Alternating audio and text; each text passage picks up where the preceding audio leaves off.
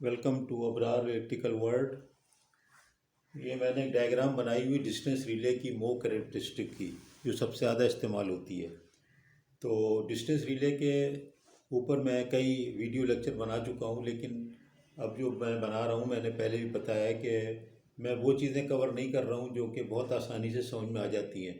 मिसाल के तौर पर डिस्टेंस रिले की तीनों कैरेक्टरिस्टिक वो पहले मैं 4 साल पहले बना चुका हूँ और बहुत दफ़ा वर्कशॉप में करा भी चुका हूँ। उसके बाद zones Z1 Z2 Z3 non directional directional zone ये सब बता चुका हूँ। और ये सब लोगों को, बच्चों को भी और सीनियर को भी पता होते हैं जोन प्रोटेक्शन के। तो मैं अब वो टॉपिक लूँगा जो कि रिले में मुश्किल टॉपिक हैं, कॉम्प्लेक्स टॉपिक्स हैं। मिसाल के तौर पे रिले जो है वो डिस्टेंस रिले का ऑपरेट होना जबकि लाइन पे लोड बहुत ज़्यादा हो, डिस्टेंस रिले का ऑपरेट होना जिस वक्त के एंगल चेंज हो रहे हों, पावर स्विंग का मसला, सिस्टम स्टेबल और नॉन स्टेबल। मैंने एक वीडियो की है सिस्टम स्टेबल पे और नॉन स्टेबल पे डेल्टा एंगल के हवाले से, और जनरेटर को डिस्कस किया है, जिसमें मैंने एक पैराबोला टाइप पिक्चर ही बनाई है, वो भी इसमें इस्तेमाल होगी। फिर लोडेबिलिटी ऑफ द ट्रांसमिशन लाइन। तो रिले के जितने भी माल ऑपरेशन होते हैं उन पे मैं 2-3 तो कवर कर चुका हूँ, जिसमें कि अंडर रीच ओवर रीच भी कवर की है। लेकिन अब ज़रा और थोड़े से मुश्किल। उसके बाद जो आपने देखा होगा, जब आप लिटरेचर देखते हैं तो आपको खाली ये वाली एक करेक्टरिस्टिक नज़र नहीं आती, बल्कि इसके बड़े वेरिएशन नज़र आते हैं। वो वेरिएशन आपको इस तरह नज़र आते हैं कि मालूम हुआ कि उसका नाम है क्वाड्रिलेटरल, उसका नाम है वेंटिकुलर, उसका कोई और नाम, और बाज़ बाज़ अजीब व गरीबी किस्म की डायग्राम्स और करेक्टरिस्टिक्स वाली डायग्राम बनी होती है, जो कि आप देखते हैं कि बिल्कुल ये वाली से बहुत ही मुख्तलिफ होती है, जो रियल वर्ड में इस्तेमाल हो रही है, रियल सेंस में इस्तेमाल हो रही है। तो वो सबको मैं अलग अलग, मैंने ये सोचा है कि मैं आपको वाइट बोर्ड पे बना के एक्सप्लेन करूँगा। मैं स्लाइड इनकी बना सकता था, ये बनाने में भी कोई इतना मसला नहीं है, ये बन जाते पावर पॉइंट पे। मैंने पहले जो डायग्राम है मैंने खुद बनाई है, जो मेरी स्लाइड्स आपने देखी अगर हो। लेकिन जो इस तरीके से समझ आता है वो स्लाइड देखने से नहीं आता है। ये बिल्कुल क्लासरूम अरेंजमेंट होता है, कभी कभी होते भी हैं लोग, तो मैं उसको भी रिकॉर्ड करता हूँ। तो अब मैं यहाँ पर बेसिक बिल्कुल देखें, आपको डिस्ट्रिक्ट मैंने दिखाई है, और ये चीज़ों पे ज़्यादा डिस्कस नहीं करेंगे। आपको पता है zone 1 zone 2 zone 3 directional zone है, और ये मोर रिले जो होती है वो इनहेरेंटली डायरेक्शनल होती है। इम्पीडेंस रिले जो है वो पूरी चारों तरफ होती है। तो इसको प्लॉट किया है हमने, आर और एक्स पे प्लॉट करते हैं हमेशा हमेशा। जब भी आपके डिस्ट्रिक्ट देखेंगे तो कोई भी शक्ल हो, इसकी मैं मुख्तलिफ शक्लें बदलता जाऊँगा और इसी डायग्राम को डेवलप करता जाऊँगा, ये अपनी जगह रहेगी, ताकि आपको एक आइडिया रहे कि कहाँ से चले थे और कहाँ पर हम पहुँचे। चाहे वो स्विंग हो, चाहे वो लोड के ऊपर ऑपरेट होना हो, चाहे कोई और मसला हो, वो सारा का सारा हम इसी डायग्राम को डेवलप करते जाएंगे। अल्टीमेटली आपके पूरी एक पिक्चर आ जाएगी, यहाँ पर 6-7 डायग्राम्स बन जाएंगी। अब बेसिकली आप देखें, ये एक मैंने छोटा सा सर्किट बना दिया, बहुत ही आसान था। ये 21 मैंने लिख दिया याद रखाने को आपको कि डिस्टेंस रियल 21 होती है। CT PT वोल्टेज करंट दे दिया, ये फॉल्ट दिखा दिया, ये IF है इसके अंदर, और रिसर्कुलेटिंग करंट फॉल्ट का करंट आ गया। तो होता क्या है कि ये एक जो इम्पीडेंस है यहाँ पर, ये जो लाइन है और ये सेटिंग आपने की है, ये आपने जो आपके पास इम्पीडेंस मौजूद होते हैं ट्रांसमिशन लाइन के कैलकुलेटेड, उसके ऊपर आपने सेटिंग यहाँ पर की होती है। ये भी चीज़ को समझ लें कि सेटिंग जो आपने की हुई है, वो आपने जो स्ट्रेट लाइन है आर और एक्स के दरमियान में, ज़ाहिर जेड हो गया ना, आर और एक्स की जो वैल्यू है ट्रांसमिशन लाइन की आपकी, वो आपने यहाँ पे सेट की और उसके जोन बना दिए। और सेटिंग आपको पता है, जोन 1 80% है फर्स्ट लाइन का, फिर ये 120% इसका जो बचा वो ले लिया, फिर 150 या 120 ले लिया, फिर अगर लंबी लाइन है तो उसको पूरी पूरी लाइन को, लॉन्ग लाइन को ले लिया, या कुछ कम ले लिया, जोन 4 भी क्रिएट कर दिया। इस तरह ये जोन होते हैं। जोन का मतलब ये नहीं है कि लाइन 1 है, लाइन 2, लाइन 3, बल्कि जोन है, याद रखें इस बात को। अब एक फॉल्ट आता है या फॉल्ट नहीं भी आता है, तो जब आप वोल्टेज और करंट इसमें देते हैं रिले के अंदर, तो इसके अंदर ऐसा अरेंजमेंट है डिजिटली भी कि V/I का रेशो लेता है। अगर डिजिटल रिले है तो और भी आसान हो गया, V/I का रेशो लेकर के मेजर कर रहा है। वरना डिस्टेंस रिले मैकेनिकल थी तो वो फिर अलग ही टार्क का मसला था, टार्क V से कितना, I से कितना। तो इसके अंदर आप देखें कि ये जो है इम्पीडेंस मेजर हो रहा है, ये वाला, इसको हम कह रहे हैं जेड मेजर्ड, ZM। और इसी को कहीं पर जो है, आप इसको कहीं पर लिखा हुआ मिलेगा जेड एपरेंट, जेड एपरेंट, तो वो भी यही चीज़ होगी। तो मैंने इसलिए सब चीज़ें लिखी नहीं है, इसी को जेड एपरेंट भी कह सकते हैं। तो मैंने ये लिखी नहीं है।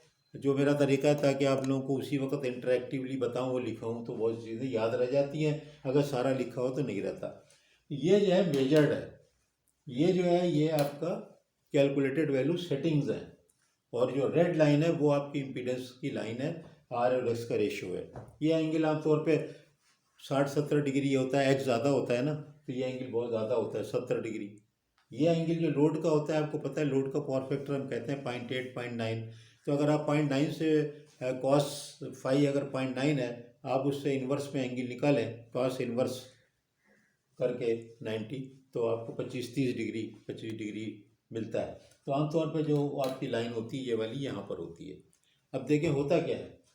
अब अगर करंट बढ़ा, फॉल्ट आया, करंट बढ़ा, तो ये बढ़ा करंट, मेजर्ड करंट बढ़ा, और आपको पता है उसी टाइम पे वोल्टेज भी कम होता है। जब फॉल्ट आता है तो वोल्टेज भी कोलैप्स होने लगता है, वोल्टेज कम होने लगता है, करंट राइज होने लगता है। इसका मतलब है जो ऊपर वाली क्वांटिटी है वो तो कम हो रही है, नीचे वाली क्वांटिटी जो है वो बढ़ती जा रही है। तो इसका मतलब क्या हुआ कि जेड मेजर्ड कम होता जा रहा है।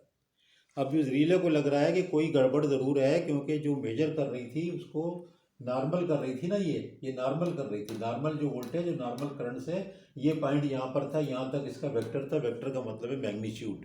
तो ये मैग्नीट्यूड यहाँ पे था कब, जबकि फॉल्ट नहीं था। फॉल्ट नहीं था, ये वी नॉर्मल आई नॉर्मल, या V loaded I load, V load I load, या वी नॉर्मल आई नॉर्मल, और जवाब क्या आएगा, आपके पास एक जेड आएगा जो कि यहाँ पर जेड मेजर्ड है। लेकिन जैसे ही ये वी एम कम होना शुरू हुआ और आई एम बढ़ना शुरू हुआ, यानी कि फॉल्ट है, फॉल्ट है, तो क्या हुआ कि ये पॉइंट जो है ये मूव करेगा, यानी कम होने लगा ना मैग्नीट्यूड, तो ये यहाँ आ जाएगा। और जब यहाँ आ जाएगा तो आप खुद ही देखें, तो ये दाखिल हो गया कहाँ, ये जोन 3 के ट्रिपिंग जोन में दाखिल हो गया। तो रिले को लगेगा कि ये फॉल्ट है जो कि थर्ड जोन में है, हालांकि कुछ भी फॉल्ट नहीं है। अगर है तो ठीक है, लेकिन अगर ये फॉल्टी कंडीशन नहीं है तो आप देखें तो क्या होगा। अब देखें कि ऐसी जो कंडीशन हो सकती है कि फॉल्ट नहीं है, मैंने मिटा दिया आपको। पहले मैंने फॉल्ट दिखाया इसलिए सिर्फ कि हम लोग आती हैं फॉल्ट पे रिले को ऑपरेट होने के देखने के, तो मैंने फॉल्ट को मिटा दिया। अब क्या हुआ कि ये लाइट पे करंट, इस पे लोड बढ़ता चला जा रहा है। कोई ऐसी कंडीशन हो गई कि लाइन पे लोड 100% से भी ज़्यादा हो गया, तो अलाउ तो है ना। टेम्परेचर अगर बहुत कम है, लाइटली लोडेड लाइन थी और उसके ऊपर वो बढ़ने लगा, और करंट जो था फर्क करो नॉर्मल 500 था, 500 हो गया, 500 से 550-600 भी हो गया, तो कोई मसला नहीं है 10-15% का। और अगर उसी टाइम पे वोल्टेज भी कोलैप्स हो रहा है, यानी कम हो रहा है, कोलैप्स तो ना कहें हम, कम हो रहा है, क्योंकि आपको पता है जब high heavily loaded lines and system हो जाता है तो वोल्टेज भी डाउन होता है। यहाँ से जनरेटर की साइड से वोल्टेज भी डाउन होने लगता है, वोल्टेज ड्रॉप भी ज़्यादा हो रहा होता है। तो इसलिए इस केस में भी वी कम होगा और आई कम होगा। तो ये भी कंडीशन हो सकती है कि नॉर्मल जब बहुत ही हेवीली लोडेड लाइन हो तो ये पॉइंट यहाँ पर ट्रेवल होकर के Z3 के अंदर आ जाए, क्योंकि कभी कभी जोन 3 की जो वैल्यू होती है ना बहुत ज़्यादा होती है। क्योंकि मैंने आपको बताया कि जोन 3 की वैल्यू इस तरह होगी कि अगर आप देखें ये आपके पास 1 2, मैं फिर यहाँ पर बना के नहीं रखा ताकि आपको ये बताया जा सके। देखिए कितनी सेटिंग होगी। पहला आपने किया, ये पहला जोन Z1 किया 81% तक, दूसरा आपने लिया और ये इस लाइन के यहाँ तक 50% तक कवर कर दिया, इसको आपने कहा कि जोन 2 है, जोन 2 है। फिर तीसरा जो था मैंने कहा बहुत लंबी लाइन है, तो आपने इसको बहुत लंबी लाइन को काफ़ी कवर किया, तो ये जोन 3 हो गया। अब खुद आप देखें कि ये जो जोन 3 है ये इस पर कितना इम्पीडेंस आ गया। इसका मतलब है कि ये कर्व जो है ये काफ़ी बड़ा है, और ये लाइन और ये कर्व यहाँ पर लाल वाली लाइन जो है जोन 3 की, ये बहुत करीब है। तो ये छोटी नहीं हो गई है, बल्कि ये जो है ये बड़ा है सर्किल, ये सर्किल बड़ा है। तो जब वोल्टेज कम होने लगेगा और करंट बढ़ेगा, फॉल्ट नहीं है, लोड बढ़ रहा है, और कोई ऐसी सिस्टम में ट्रिपिंग हुई कि एकदम से इस लाइन पे बहुत सा लोड आ गया, तो आप देखेंगे अक्सर औकात आपकी डिस्टेंस रिले कोई ऐसी लाइन ट्रिप हो जाएगी जहाँ फॉल्ट नहीं था। तो वो जो है सिस्टम ऑपरेटर को भी नहीं समझ में आता और हमारे लोग भी नहीं समझ पाते कि ये हुआ क्या। तो ये इससे हम, ये RCA होता है। तो इस चीज़ को रोकने के लिए मुख्तलिफ़ चीज़ें होती हैं, वो सब हम डिस्कस करेंगे ग्रेजुअली इसी तरीके से। लेकिन मैं आपको बहुत छोटी छोटी वीडियो बनाऊंगा, क्योंकि आप देखें नेट पे जाके, ऐसा नहीं है कि मैंने ईजाद कर ली चीज़।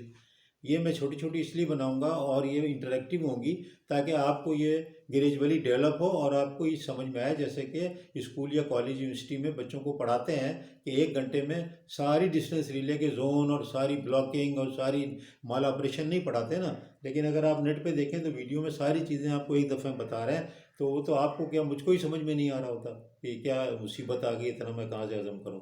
तो अब आज का लेक्चर यहीं तक है कि हेवीली लोडेड लाइन पे जो मेजर्ड इम्पीडेंस होता है वो कम होने लगता है क्योंकि वोल्टेज ड्रॉप होने लगता है और करंट बढ़ने लगता है। रिले को ऐसा लगता है, कैसे लगता है कि ये जो पॉइंट है मैग्नीट्यूड का वेक्टर का लाइन के मेजर्ड जेड ये कम होने लगता है क्योंकि ये डिपेंड पे ये चीज़ है। अब यहाँ पर ये फॉल्ट मेजर नहीं हो रहा है, यहाँ पर ये नॉर्मल आप मेजर कर रहे हैं। तो ये जेड ऑपरेटर कहता हूँ मैं, जेड को फॉल्ट वाले को मिटा देता हूँ। अब ये देखें ये हो गया। तो इस तरह जल्द आसानी से आपको समझ में आएगा कि गायब हो गया।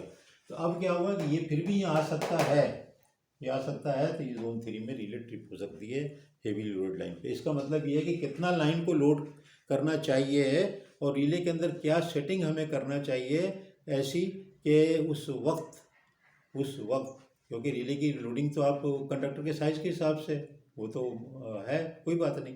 वो सेटिंग अंदर इस तरह होनी चाहिए कि ऐसी कंडीशन में जब लोड उसके ऊपर 500 की लाइन है, 550-600 चल रहा हो, वोल्टेज उसका 132 से कम होकर के 120 रह गया हो, उस केस में रिले ऑपरेट ना हो कि फॉल्ट नहीं है।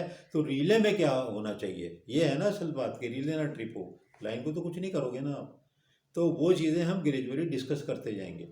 फिलहाल इतना ही है कि हेवीली लोडेड, तो इस ये जो चीज़ की जो सेटिंग होगी ना, इसको कहेंगे लोडिबिलिटी लिमिट। आपने सुना होगा लोडिबिलिटी लिमिट ऑफ लाइन, वो that is related to the distance relay. वो thermal rating of the conductor नहीं है, वो thunder rating of the conductor नहीं है। वो लोडिबिलिटी लिमिट इसमें आप सेट करेंगे और वो सेट करने के बाद ये रिले उस जोन में अगर देखेगी भी तो ऑपरेट नहीं होगी, ब्लॉक करेगी। लेकिन इसी को रोकने के लिए इसकी शक्ल बदल दी जाती है, इसकी कैरेक्टरिस्टिक की शक्ल बदली होती है। और वो शक्ल कैसे कैसे बदलती जाती है मैं अलग अलग सेलेक्ट करूँगा। यानी ब्लॉकिंग अपनी जगह है, इसको रोकने के लिए कैरेक्टरिस्टिक की चेंज हो जाती है। जो कि आपने देखा होगा क्वाड्रिलेटरल बनी है, कभी जो है वो शक्ल उसकी ऐसी बनी हुई है, कभी शक्ल आपने देखा तो ऐसी बनी हुई है। तो उनको देख के बड़ा डर लगता है कि क्या बनी हुई है। तो बहरहाल ये सारी चीज़ें ग्रेजुअली इसी से डेवलप करेंगे। तो उम्मीद है कि आपको ये आसान लगेगा। मैं बहुत कोशिश कर रहा हूँ बड़े आसान तरीके से बताऊँ। जो चीज़ 12, 15, 20 मिनट में सारी एक दफ़ा में कवर कर दी गई है लोगों ने, मैं इसको छोटी छोटी इसी तरह 10-12 सेकंड मिनट की वीडियो जैसे कि क्लासरूम में पढ़ाते हैं उस तरह आप लोगों को बताऊँगा। तो उम्मीद है कि ये आपको समझ में आएगा। मैंने बहुत कोशिश की है कि बड़े आसान तरीके से बताऊँ। तो ये तकरीबन रोज़ाना 1-2 मैं इसी को डेवलप करता जाऊंगा और आपको बताता जाऊंगा कि कैसे इसको रोकें। और फिर इसके बाद स्टेबिलिटी पे जाएंगे, यानी पावर स्विंग के केसेस लेंगे, उसको कैसे रोकें, कैसे ब्लॉक करें। तो ये तकरीबन 8-10 इस तरह के लेक्चर हो जाएंगे जैसे कि क्लासरूम में आप पढ़ रहे हैं थोड़ा थोड़ा करके। तो इंशाल्लाह इसको सब्सक्राइब कर दीजिएगा। जो लोग भी देखते हैं उनसे मेरी रिक्वेस्ट है कि ज़रा अपने ग्रुपों में डाल दें, क्योंकि देखें ये सिर्फ फ़ायदे के लिए मैं कर रहा हूँ, मेरा कोई इसमें मकसद तो है नहीं कमर्शियल। तो बहुत शुक्रिया आपका।